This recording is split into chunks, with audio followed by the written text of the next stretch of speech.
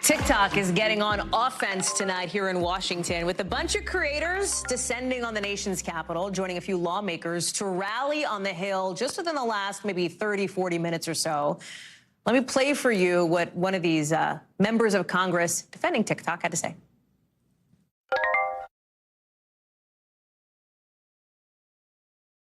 In terms of TikTok's behavior and its risk to national security, it poses about the same threat that companies like Facebook and Instagram and YouTube and Twitter pose.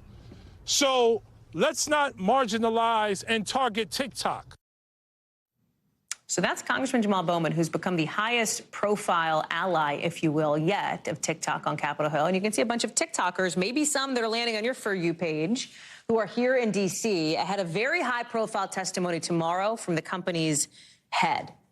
TikTok's promising to protect U.S. user data, promising to keep the app safe, especially for minors, for kids, to stay independent and to be transparent. I want to bring in now Julie Sirkin. And Julie, you know, there's a lot at stake here, and TikTok knows it. They have ramped up their lobbying. There's some growing concern now among some Democrats that a ban could actually alienate young voters. One Harvard student used TikTok to rally support for Joe Biden in 2020 and is now telling NBC News if they went ahead with banning TikTok, it would feel like a slap in the face to a lot of young Americans.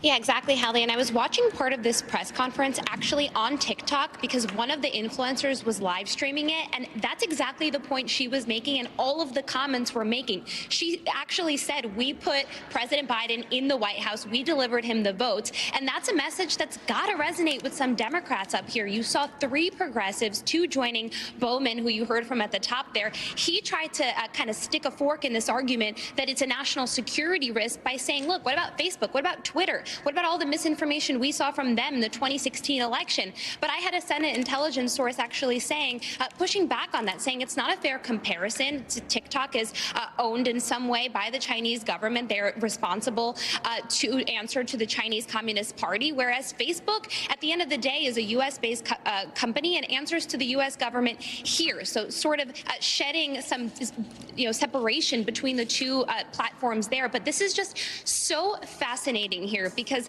in a lot of ways, these TikTok creators did a lot of the work for this TikTok CEO for him ahead of that testimony tomorrow by coming up here, by sharing their message. We heard from small business owners on TikTok. One woman actually said 95% of her business, of her orders come from TikTok, and they just can't move to another platform. One of the creators that I was talking to said, we don't want to move to another platform. We don't like that house with those decorations over there, is how she put it. So this is just a fascinating debate here. But unfortunately, those 3 progressive lawmakers appear to be the only ones standing behind these creators ahead of that TikTok CEO testifying tomorrow, because everyone else up here is saying, listen, this is a bigger national security risk than anything. We know the Department of Justice opened an investigation into how they potentially target American citizens and even journalists. So this is something that is not just going to go away because TikTok influencers descended up here. I want you to take a listen and kind of watch on your screen some of the videos that these influencers were putting out today while they were up here.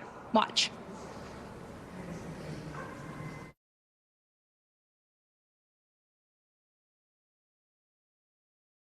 See some of them going around here in the first one. You know, they were touring the Capitol saying that we've never heard other influencers be up here.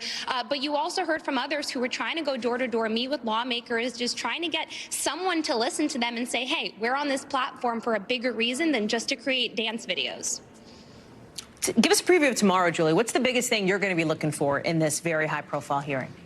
Well, look, it's the first time the TikTok CEO is going to be testifying before Congress. And look, he's coming before a Republican-led panel, the Energy Committee. And there is a lot of focus here on China as a whole between Democrats and Republicans. And that's certainly going to be a big focus of tomorrow's hearing. We know the CEO kind of went on this quote-unquote charm offensive. He put out new policies that he's going to be putting in place to make sure that the platform, he says, is not compromised for national security risks. But that is 100% going to be the main talking point, not just for Republicans, but Democrats too. Thanks for watching our YouTube channel. Follow today's top stories and breaking news by downloading the NBC News app.